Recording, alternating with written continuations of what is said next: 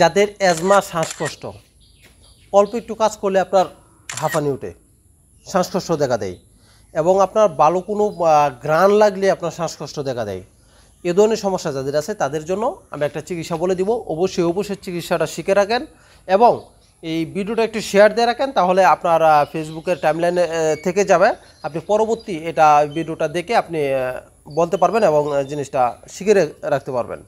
তো অবশ্যই ফ্রেন্ডস, আমি যে ট্রিটমেন্টটা এখন বলবো এটা যদি ইউজ করেন তাহলে আপনার যত ধরনের শ্বাসকষ্ট আছে এটা সম্পূর্ণ চলে যাবে, একবারে চলে যাবে।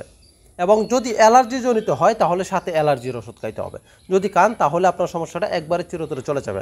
আপনি এই শ্বাসকষ্টের ওষুধটা কীভাবে তৈরি করবেন? আপনি গোলমরিচ এবং আদার পাউডার নেবেন, দুইটাকে শুকিয়ে পাউডার করে নেবেন, পাউডার করে দুইটা মিলাইয়া নেবেন আপনার 12 গ্রাম পরিমাণ।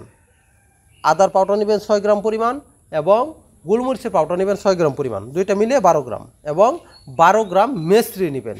মেসরি নিয়ে তিনটাকে একসাথে ভালো করে মিশাবেন, মিশিয়ে এটুকুকে সারাদিনে 4 থেকে 5 বার খাবেন, 4 থেকে 5 বার। এভাবে যদি খান তাহলে আপনার যে শ্বাসকষ্টটা আছে, ফুসফুসের মধ্যে যে ময়লাগুলি আছে এগুলি সম্পূর্ণ ক্লিয়ার হয়ে যাবে ইনশাআল্লাহ। ভবিষ্যতে আর শ্বাসকষ্ট আশা করি দেখা দিবে না। যদি আপনার অ্যালার্জি থাকে তাহলে সাথে অ্যালার্জির ওষুধটা খেতে হবে, আর যদি অ্যালার্জি না থাকে তাহলে আপনার অ্যালার্জির ওষুধ খাওয়ার প্রয়োজন নাই।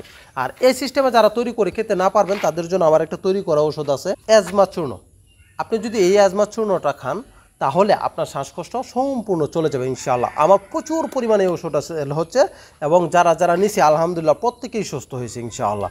এবং যদি অ্যালার্জি থাকে তাহলে এটার সাথে একটা অ্যালার্জির ফাইল আছে, ওই অ্যালার্জির ওষুধটা খাবেন তাহলে চিরতরে আপনার হাঁপানি চলে যাবে ইনশাআল্লাহ। যারা ওষুধটা সংগ্রহ করতে চান দেখেন স্ক্রিনে নাম্বার দেওয়া আছে, সেখান থেকে নাম্বার নিয়ে যোগাযোগ করলে ইনশাআল্লাহ নিতে পারবেন।